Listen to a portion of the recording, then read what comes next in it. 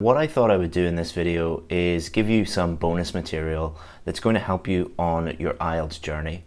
Currently it is Father's Day today, so I was thinking about what could I do for you guys, and an idea came to me this morning that what if my son was doing the test? What advice would I give my son if he was struggling with the test? So what I'm going to do in this video is tell you exactly what I would tell my son if he was doing the IELTS test. And we're going to talk about your IELTS journey and why most students fail and why you don't have to. So according to our data from our students, thousands and thousands of students over the years, the average student fails 2.9 times or 3 times before they start working with us and then get the score that they need. Also, if you look at the official data from IELTS.org, the average band score for writing is just 5.5. So what I'm going to do is show you what the average student does, what most students do, and how you can avoid these common problems, and then you can be successful next time.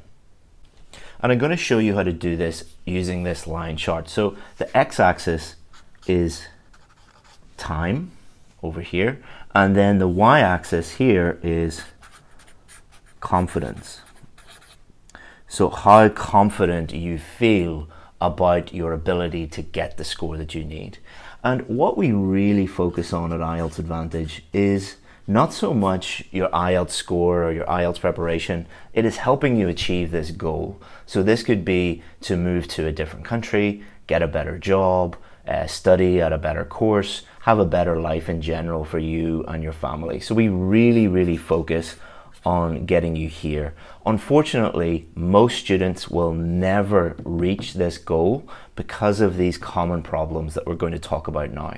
So when students start off on their IELTS journey, when they do their first test, normally they are very confident.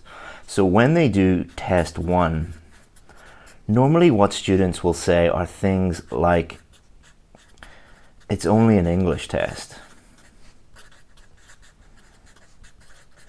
or my English is good. So normally students think that the IELTS test is just an English test, their English is pretty good, they go and do the test for the first time, and unfortunately they fail. So why do they fail? So the problem with this is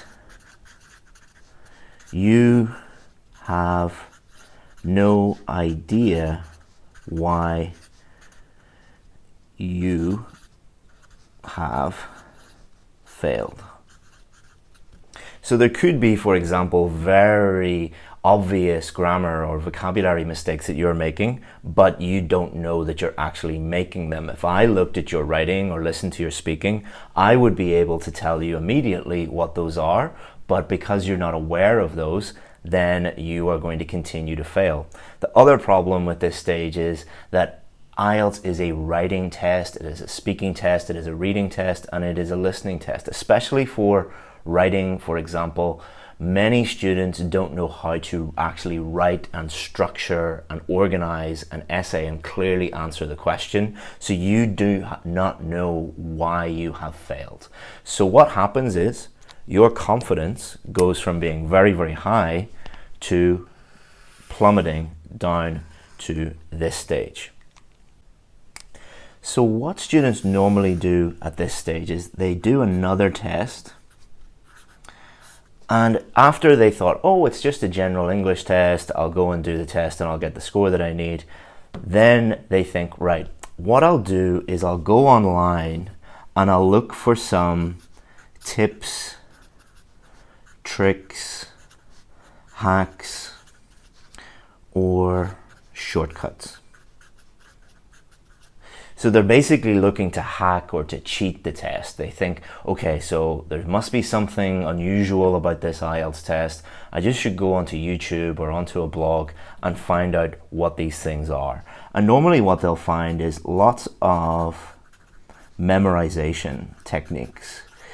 So if they go onto YouTube or online, they'll find people saying, you know, memorize these list of band 9 words and get a high score, or memorize these structures and get a high score, or memorize these grammar structures or phrases and get a high score. And what happens is they fail again. All right, so even more failure. So they failed for the second time. Because the problem is, there are no tips, tricks, hacks, or shortcuts that will actually help you. Memorization doesn't work. And even the teachers that are teaching you IELTS properly, a lot of it is very confusing. There's a lot of confusing information and there's a lot of conflicting information. So one teacher says it to do this way, another teacher says it's to do a second way, another teacher says it to do a completely different way. So you're dealing with mostly confusing information. I'd say 80 to 90% of the information online related to IELTS is just plain wrong.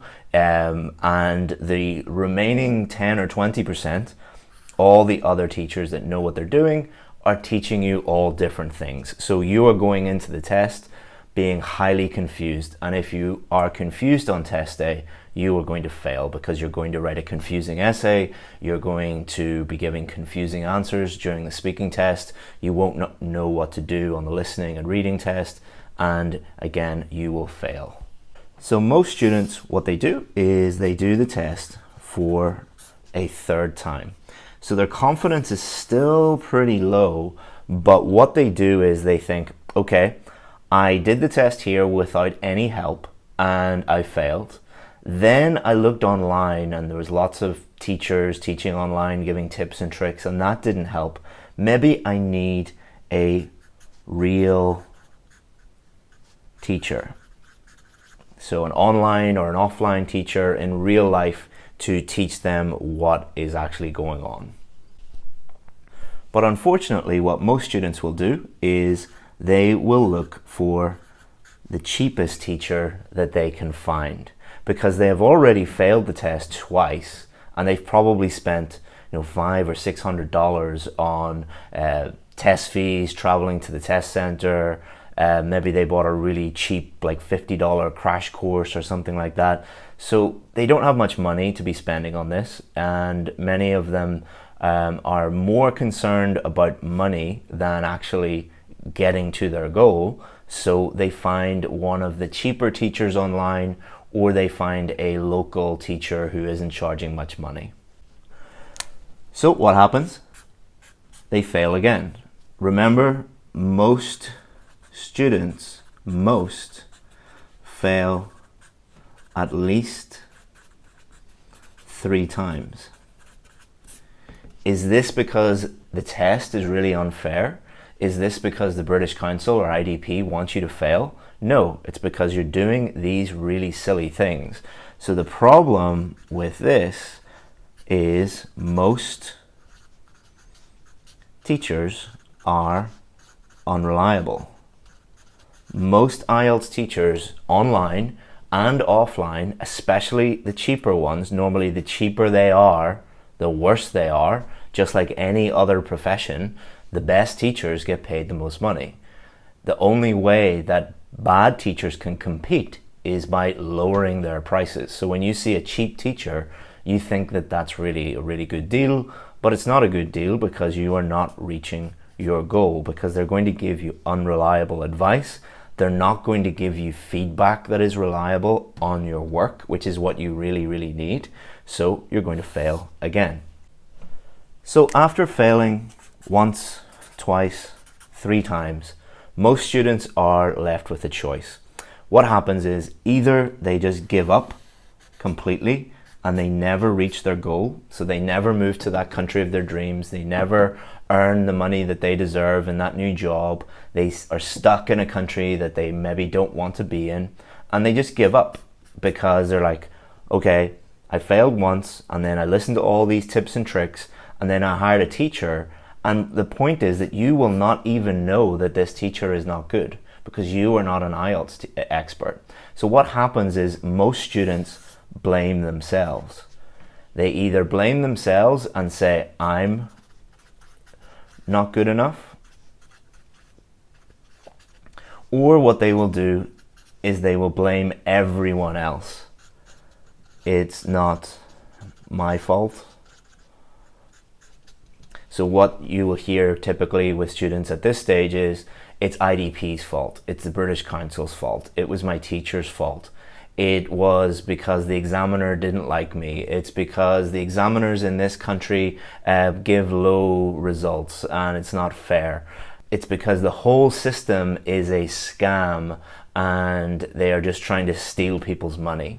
No, you did 3 very silly things in order to achieve your goal, when all you had to do was avoid these 3 things and actually learn what to do properly.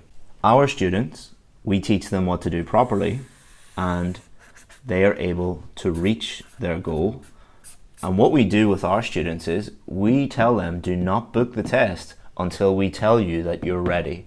They know exactly what to do on test day. They know exactly what score they're going to get because we teach them how to think like an examiner. So how do they avoid this first problem? Well, we look at their writing, we listen to their speaking, we tell them the exact vocabulary, grammar, structure, writing, speaking problems that they have, and we say these are the exact reasons why you are going to fail, and this is how to fix them in order to reach your goal.